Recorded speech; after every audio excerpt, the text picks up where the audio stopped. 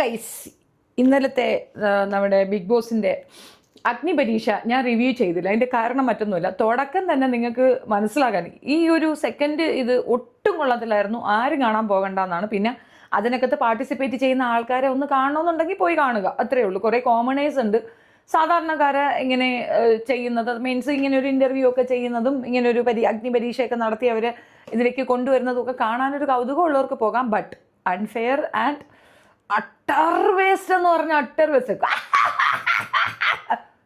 സത്യമായിട്ടും പറയാലടി, നീ ഇങ്ങനെയാണ്, നിന്റെ കൊണ ഇതാണ്, മനസ്സിലായില്ലേ രഞ്ജിനി? എന്തുവാടി തൊള്ള തുറന്ന് തുറന്നെന്ന് വെച്ചാൽ യജാതി തുറന്ന കിണിയാണ് എന്തോ. ചിരിക്കണം, വേണ്ടാന്നൊന്നും പറയണ്ട, ഇങ്ങനെയൊന്നും ചിരിക്കാൻ ഞാൻ പറയണ്ട. എന്തുവാ അലവ് തോന്നുന്നു, ഇതൊക്കെ എങ്ങനെ താങ്ങണ എന്തോ. ഇനി ഇതിനെക്കാട്ടിയും റനീഷയുടെ ഒരു കൂത്താണ്. എവിടെയെങ്കിലും ഏതെങ്കിലും ഒരു മൂലയെ കൂടെ ഒരു മ്യൂസിക് പോയില്ല.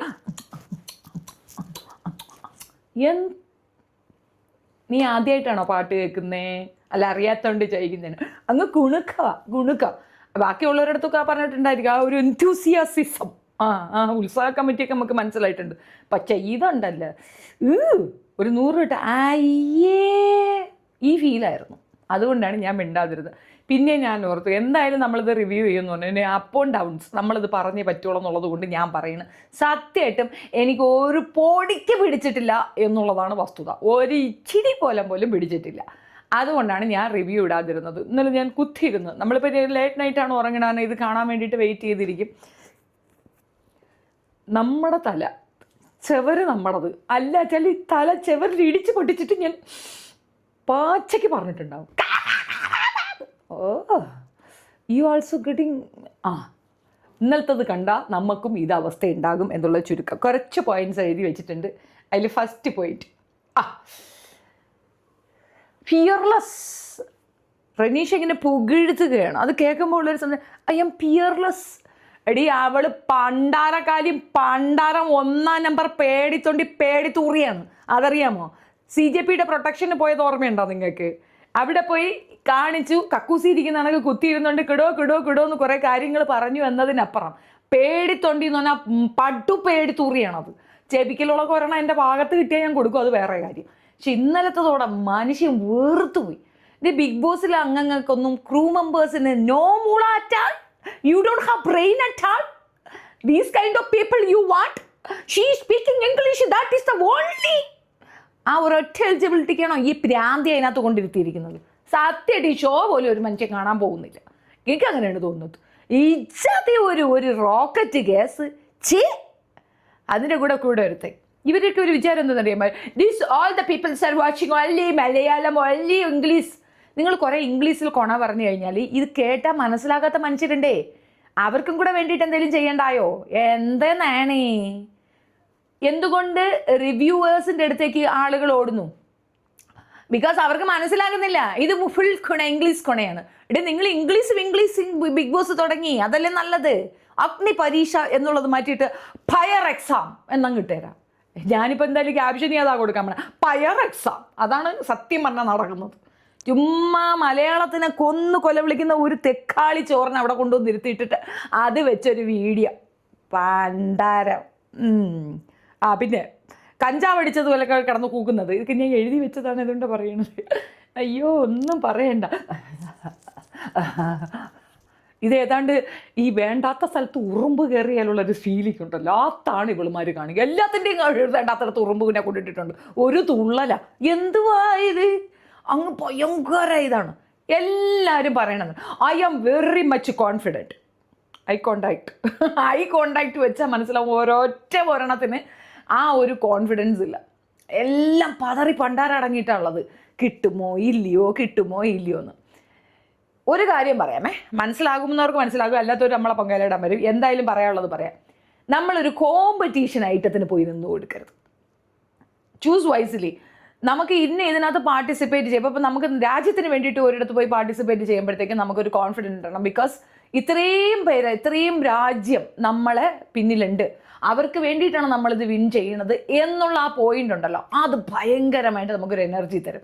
അല്ലാതെ സെൽഫ് ലവിന് സെൽഫ് ഗോളിന് പോയിട്ട് ചാടി കൊടുക്കരുത് എന്നുള്ളതാണ്.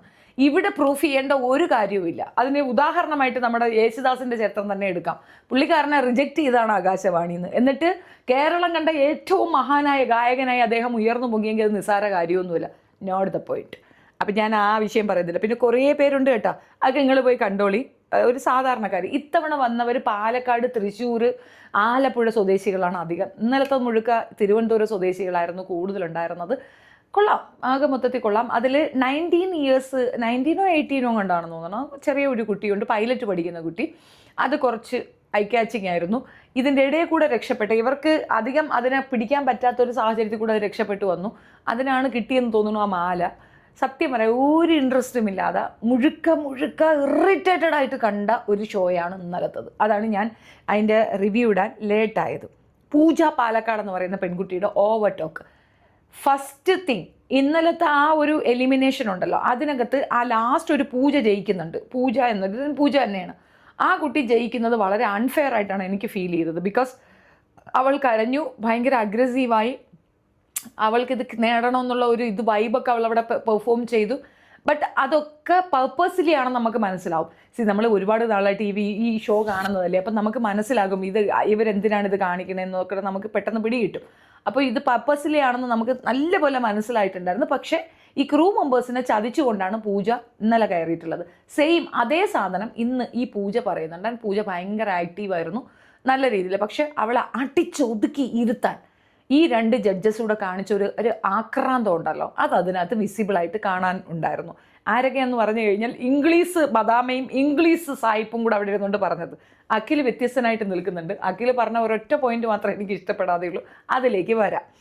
അതിനു മുമ്പ് ആ എലിജിബിലിറ്റിയുടെ കാര്യത്തിനെ പറ്റി അഖിൽ ഒരു ഭാഷണം കൊടുക്കുന്നുണ്ട്. എന്താണ് നിങ്ങൾക്ക് ബിഗ് ബോസ് വിന്നർ ആവാനുള്ള ക്വാളിറ്റി എന്ന് ചോദിക്കാൻ, അല്ലെങ്കിൽ ക്വാളിഫിക്കേഷൻ ചോദിക്കുമ്പോഴത്തേക്ക് ബിഗ് ബോസിൻ്റെ ആ ഒരു കൃത്യമായിട്ടുള്ള ഒരു ധാരണ അഖിൽ അവിടെ കൊടുക്കുന്നുണ്ട്. അഖിൽ കുറച്ച് മാന്യത കീപ്പ് ചെയ്യുന്നുണ്ട്. ആക്ച്വലി ഇതെന്താണെന്നറിയാമോ, ഇതിൽ നിന്ന് ഏത് ചൂസ് ചെയ്യുമ്പോൾ എല്ലാം ചാക്കടയാണ്. അതിൽ നിന്ന് ബെറ്റർ ഏതെന്ന് ചോദിക്കുമ്പോൾ കുറഞ്ഞ് പൊതിഞ്ഞു വെച്ച ചാക്കടയാണ് ഏത് അഖിൽ. ബാക്കി 2 എണ്ണം കൂറ പെർഫോമൻസ് ആണ്. അതിൻ്റെ ഇടയ്ക്ക് പാവം അഖിൽ പെട്ടുപോയി. And Akhil gets irritated himself. ഇത് കാണുമ്പോൾ തന്നെ അയാൾക്ക് തന്നെ ഒരു ഇതുണ്ടാകുന്നുണ്ടെന്നുള്ളതാണ്.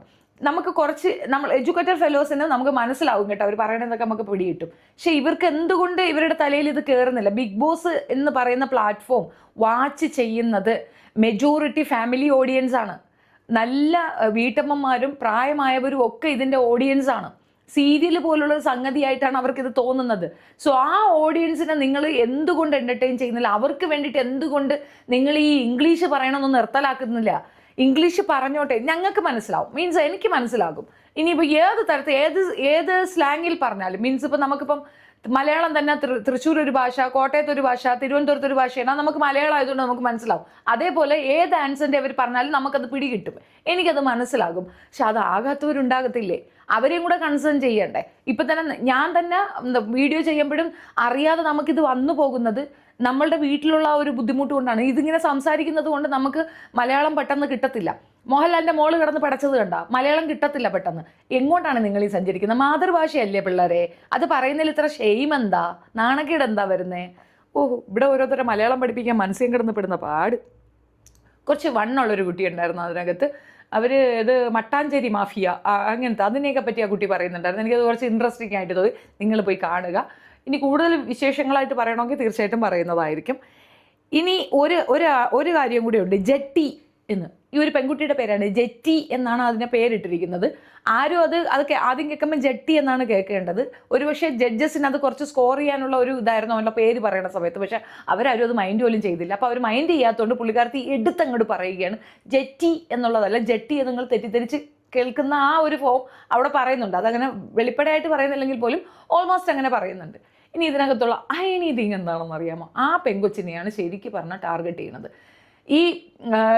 ഈ പന്ന സാധനം ഉണ്ടല്ലോ, കൂക്കുവിളി, അവൾക്ക് സത്യം പറഞ്ഞാൽ ഈ പെൺകുട്ടികൾ ഒരാൾ പോലും എലിജിബിൾ ആകുന്നതിനോട് ഒരു താല്പര്യവും. ഒരു മുഖം മൂടി ഇട്ടുകൊണ്ടാണ് അവിടെ ഇരിക്കുന്നതെന്ന് നമുക്ക് കണ്ടാലേ മനസ്സിലാവും. പെർഫെക്റ്റ് ആയിട്ട് ഒരു നല്ല ഒരു കവറിങ് ഫേസും കൊണ്ടാണ് അവിടെ ഇരിക്കുന്നത്. അപ്പോൾ ഈ പെൺകുട്ടികൾ ആരെങ്കിലും ഒന്ന് സ്മാർട്ടായി കഴിഞ്ഞാൽ അവരെ ചവിട്ടി അടിച്ചിരുത്താൻ അവൾ ആ പെർഫോമൻസ് ഉണ്ടല്ലോ, ബേസിക്കലി അതിൻ്റെ ഫുൾ അധികാരി അവളാണെന്നുള്ളൊരു പവറിൻ്റെ തലക്കനത്തിൽ കയറി അവിടെ ഇരിക്കുന്നുണ്ട്. She is nothing. അത് നമ്മളെ കൊണ്ട് പറയിപ്പിക്കുന്നതാണ്. അങ്ങനെയാണ്. അത് പോട്ടെ. ഇനി നമുക്ക് അവളോടുള്ള ഇഷ്ടക്കുറവ് കൊണ്ടാണെന്നാണ് ഞാൻ കരുതിയത്. പക്ഷേ ഫസ്റ്റിൽ എനിക്ക് അങ്ങനെ തോന്നിയിട്ടുണ്ടായിരുന്നില്ല. സെക്കൻഡ് ഇന്നലെ ഫ്ലോപ്പാണ് രഞ്ജിനി. ഫ്ലോപ്പ്. ഇന്നലത്തെ ഒരെണ്ണം കണ്ട അടിച്ച് പൊട്ടിച്ചു കൊടുക്കാൻ തോന്നുന്നു. അമ്മാതിരത്തെ പെർഫോമൻസ് ആണ്. ആ കിണിയാണ് താങ്ങാൻ പറ്റാത്തത്. എന്തുവാടി ഇത്ര കിണിക്ക്? അവിടെ ആരെങ്കിലും തുണിയിലാവും നിൽക്കുന്നോ? എന്തുവാടി കിണിച്ച് അങ്ങോട്ട് തള്ളുന്നേ? ഒറ്റ തൊഴി വെച്ചെന്നാണ്ടല്ലോ. മനുഷ്യനുള്ള കൺട്രോളും പോകുന്നല്ലോ ശിവനെ. ഇനി ഇതിനകത്ത് നമ്മുടെ നിലപാടിൻ്റെ രാജകുമാരൻ മിസ്റ്റർ അഖിൽ അണ്ണൻ ഒരു കണ്ടസ്റ്റന്റിനോട് ചോദിക്കുന്നുണ്ട്, എന്താണ് നിലപാട്? വാട്ട് ഈസ് നിലപാട്? സത്യത്തിൽ എന്താണെന്നറിയാമോ? അവന് തന്നെ മനസ്സിലായിട്ടില്ല നിലപാട് എന്താണെന്ന്. അതുകൊണ്ടാണ് അതുങ്ങളോട് ചോദിച്ചെങ്കിലും ആരെങ്കിലും ഒന്ന് പറഞ്ഞ് നിലപാട് എന്താണെന്നൊന്ന് അറിയാൻ വേണ്ടിയിട്ട്. നിലപാടെന്താ? ചെറുക്കൻ പറഞ്ഞു, നിലപാടെന്ന് പറഞ്ഞാൽ എനിക്കൊരു നിലപാടുണ്ടാവുമല്ലോ, ആ നിലപാടാണല്ലോ. ഈ ചെറുക്കൻ കിടന്ന് തപ്പുന്നു. ഉടനെ ഇവിടെ നിലപാടെന്താന്ന് പറ, അത് കൃത്യമായിട്ട് പറ എന്ന് പറഞ്ഞിട്ട് ആ ഒരു പെർഫോമൻസ് സ്റ്റാൻഡേർഡ് വിട്ടിട്ടില്ല. മീൻസ് നല്ല രീതിയിൽ ഒരു ജഡ്ജിന് വേണ്ട എല്ലാ ക്വാളിറ്റിയും കൊണ്ടിരിക്കുന്ന അഖിലാണ് ഈ ഒരു സാധനത്തിൽ കൊണ്ട് കളഞ്ഞ്. നിലപാട് എടാ, നിലപാടെന്ന് പറഞ്ഞു കഴിഞ്ഞാൽ ഞാൻ പറഞ്ഞുതരാം. പണ്ട് നീ പറഞ്ഞൊരു പെർഫോമൻസ് ഉണ്ട്, അത് ഞാൻ എടുത്ത് വീഡിയോ ആക്കി വെച്ചിട്ടുണ്ട്. ഞാനതൊന്ന് കേൾപ്പിക്കാം. ഇത് കേൾപ്പിക്കേണ്ട ആവശ്യമൊന്നുമില്ല, എല്ലാവർക്കും ഓൾമോസ്റ്റ് എല്ലാവർക്കും അറിയുന്ന ഒരു കാര്യമാണ് അഖിൽ എന്ന് പറയുന്ന ആളിൻ്റെ നിലപാട് എന്താണ് എന്നുള്ളത്. അത് നമുക്കൊന്ന് കേൾക്കാം കേട്ടോ. പറളിയ അഖിലിന്റെ നിലപാടിനെ പറ്റിയിട്ട് ആഷ്മി പറയണതാണ്.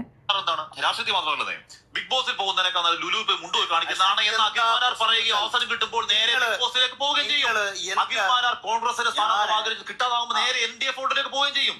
ഇതിന്റെ പക്ക നിലപാട് മാറ്റം എന്താ പറയുന്നത്? ഗാന്ധിയോട് കമ്പയർ ചെയ്യല്ലേ? മോശമാണ് ഗാന്ധിക്ക്. ഞാൻ പറഞ്ഞത് ഇവിടെ ഒരു മുഖ്യമന്ത്രി അധികാരത്തിൽ വന്നിട്ട് ഒരു 5 കള്ളത്തരം ജനത്തെ പറ്റിച്ചു. ഞാൻ എന്റെ ജീവിതത്തിൽ ഒരുത്തനെയും പറ്റിച്ചിട്ടില്ല. ഞാൻ ബിഗ് ബോസിൽ പോയാലും പോയില്ലെങ്കിലും അത് എന്നെയും എന്റെ കുടുംബത്തെ മാത്രം ബാധിക്കുന്ന കാര്യമാണ്. ഞാൻ കോൺഗ്രസ്സുകാരുടെ പുറകെ ഒന്നും എനിക്ക് സീറ്റിന് വേണം നടന്നിട്ടില്ല. ഞാൻ മുഖ്യമന്ത്രിക്കെതിരെ പറഞ്ഞപ്പോൾ മുഖ്യമന്ത്രിക്കുമായി അനുകൂലമായി എനിക്ക് ഒരുപാട് ആൾക്കാരുടെ ഇഷ്ടം വന്നപ്പോ കോൺഗ്രസ് അത് മുതലാക്കാൻ ശ്രമിച്ചതാണ്. ഞാൻ ഒരിക്കൽ എന്നെ തള്ളി പറഞ്ഞ പ്രസ്ഥാനം ഇതേ കൊടുക്കുന്ന സുരേഷ് 50,000 രൂപ തന്നെ 3 പരിപാടി വിളിച്ചിട്ടുണ്ട്. ഞാൻ ഒരു പരിപാടിക്കും ഫ്രീ ആയിട്ട് പോയിട്ടില്ല. എല്ലാ പരിപാടിക്കും പറഞ്ഞ പൈസ നൽകി ഇവരെ വിളിച്ചെന്തിനാ? ഇവർക്ക് വേണ്ടിയിട്ടാ, എനിക്ക് വേണ്ടിയിട്ടല്ല. എന്റെ ഒപ്പം അന്ന് ജനങ്ങളുണ്ടെന്നും എന്റെ അഭിപ്രായങ്ങൾ ശരിയാണെന്ന് ജനത്തിന് ബോധ്യം ഉണ്ടായതുകൊണ്ടും ആ ജനങ്ങളെ ഞങ്ങൾക്ക് വേണമെന്ന് കരുതി കോൺഗ്രസ് പല വേദികളും അവർ എനിക്ക് നല്ലൊരു പെർഫോമറാണ്, അതിൽ തർക്കമില്ല. എങ്ങനെ വീണാലും 4 കാലിലേ വീഴുള്ളൂ. നല്ല പൂച്ചയുടെ ജന്മം, മർജാര കുടുംബമാണ്, അതിനെ തർക്കമില്ല. ബാക്കി നീ നിലപാടിൻ്റെ കാര്യം ചോദിക്കലടാ, പിള്ളേരെ കൺഫ്യൂസ് ആക്കല്ലോ കേട്ടോ. അല്ലേ തന്നെ ഈ നിന്നെയൊക്കെ പോലുള്ള 3 വാഴകളെ ജഡ്ജായി കിട്ടിയ ആ കുട്ടികളുടെ ഗതികേടെന്ന് ആലോചിക്കാൻ 40 എണ്ണവും ഫ്ലോപ്പായി പോകും എന്നുള്ളതാണ്. പിന്നെ അതിനകത്ത് കുറച്ചൊരു എന്താ പറയണേ, ഈ വുഡിൻ്റെ വർക്കിന് പോകുന്ന ഒരാളെ കുറച്ച് ഹൈലൈറ്റ് ചെയ്ത് കാണിക്കുന്നുണ്ട്. കോമൺ പീപ്പിൾ ആണല്ലോ, നോർമൽ പീപ്പിൾസാണ്, അത്യാവശ്യം മിഡിൽ ക്ലാസ്സിലുള്ളവരാണ്. അതുകൊണ്ട് തന്നെ സാധാരണ ജനങ്ങൾക്ക് നല്ല ഇഷ്ടപ്പെടും. ഞാൻ ഒത്തിരി പറഞ്ഞ് ഞാൻ നിങ്ങളെ ബോറടിപ്പിക്കുന്നില്ല. നിങ്ങൾ തീർച്ചയായിട്ടും പോയി കാണുക, കണ്ടാൽ മനസ്സിലാവും. ബട്ട് സീരിയസ്ലി വല്ല മിഠായിയോ അല്ലെങ്കിൽ എന്താ പറയുക പെനഡോളോ, ഈ ഞങ്ങളുടെ ദുബായിലൊക്കെ ഇങ്ങനെ പറയും, ഈ ലൂസ് പ്രാന്തന്മാരൊക്കെ വന്നിറങ്ങുമ്പോൾ പെനഡോൾ അടിച്ചിട്ട് വന്നിരുന്ന് നമ്മൾ ഇമിഗ്രേഷൻ ഇരിക്കുമെന്ന് പറയുന്നത് പോലൊരു ടൈമാണ്. അങ്ങനെ എന്തെങ്കിലും ഒരു സമാധാനം സ്വയം ഉണ്ടാക്കാൻ ചാൻസ് ഉള്ളവർ മാത്രം ഇന്നലത്തെ എപ്പിസോഡ് കാണുക. ഹെവി ബോറായിരുന്നു, വെറും വൃത്തികേടായിരുന്നു, കൊള്ളത്തില്ല എന്നുള്ളതാണ്. അൺഫെയർ ആയിട്ടുള്ള ഡിസിഷൻസ് ആയിരുന്നു, മൊത്തത്തിൽ കൊണ്ട് തൊലച്ചു, നശിപ്പിച്ചു എന്നുള്ളതാണ് വാസ്തവം. ഒരു രീതിയിലും ഉൾക്കൊള്ളാൻ പറ്റാത്ത വൃത്തികെട്ട രീതിയിലാണ് അവർ നല്ല ജഡ്ജസ് ആയിട്ടിരുന്നുകൊണ്ട് കാണിച്ചത്. അൺഫെയർ എന്ന് പറഞ്ഞാൽ ഒരുപാടുണ്ട് അതിനകത്ത് അൺഫെയർ. ആ ബ്രിഗ് ഗെയിം എന്ന് പറയുന്നത് തന്നെ അതിനകത്തും ഉണ്ടായിരുന്നു ഒരു പ്രോബ്ലം. അതായത് പ്രോപ്പറായിട്ട് ഒരാൾ അടുക്കി പറക്കി വെച്ചപ്പോൾ അയാളെ ഒന്ന് അപ്രീഷിയേറ്റ് എങ്കിലും ചെയ്യണം. ഒരെണ്ണം മിസ്സിങ് ആയിപ്പോയി, ഓക്കെ എഗ്രീഡ്, ബട്ട് അയാളൊന്ന് അപ്രീഷിയേറ്റ് ചെയ്യുക, ഒന്ന് കംഫർട്ട് ആക്കുക, ഒന്നും ചെയ്യാണ്ട് ഒരുമാതിരി ആക്കുന്നുണ്ടായിരുന്നു. അയാളുടെ ഫേസിൽ അത് കൃത്യമായിട്ട് നമുക്ക് മനസ്സിലാകുന്നുണ്ട്. ഇതിനകത്തുള്ള ഒരേ ഒരു പ്ലസ് പോയിന്റ് എന്നു പറഞ്ഞു കഴിഞ്ഞാൽ ഇവരാരും പറയാതെ തന്നെ ഓരോ കണ്ടസ്റ്റൻ്റെയും ഫേസ് നോക്കിയിട്ട് അയാളുടെ ഉള്ളിൽ എന്താണെന്ന് നമുക്ക് കൃത്യമായിട്ട് മനസ്സിലാകും. മുഖം മനസ്സിൻ്റെ കണ്ണാടിയാണെന്നുള്ളത് ഈ ഒരു ഷോയിൽ കൂടെ നമുക്ക് മനസ്സിലാകും. എനിക്ക് മനസ്സിലായ ഒരു കാര്യമാണ്. ഞാൻ എഴുതി വെച്ച പോയിന്റ്സൊക്കെ അത്രയേ ഉള്ളൂ. ഓൾമോസ്റ്റ് ഞാൻ പറഞ്ഞു എന്നാണ് ഞാൻ വിചാരിക്കുന്നത്. ഇന്ന് ഞാൻ ഇരുന്ന് കാണും. എനിക്ക് അറിയത്തില്ല ഇങ്ങനെ ഒരു സിറ്റുവേഷൻ ഉണ്ട് ഉണ്ടെങ്കിൽ ഞാൻ കാണത്തില്ല. സീരിയസ്ലി നിങ്ങൾക്ക് എന്നെ ഭ്രാന്താവുന്നില്ല. എനിക്കപ്പോൾ എത്ര ഭ്രാന്തായിട്ടുണ്ടാവും എന്ന് ആലോചിക്കാൻ. അപ്പോൾ ഇത്രയും കിടന്ന് കിണിക്കാൻ എന്തരാണ് ഒരു അല്പം 50 പൈസയ്ക്ക് അടങ്ങടി. Okay, relax. പുതിയ വിശേഷങ്ങളുമായി വീണ്ടും കാണാം. Thank you.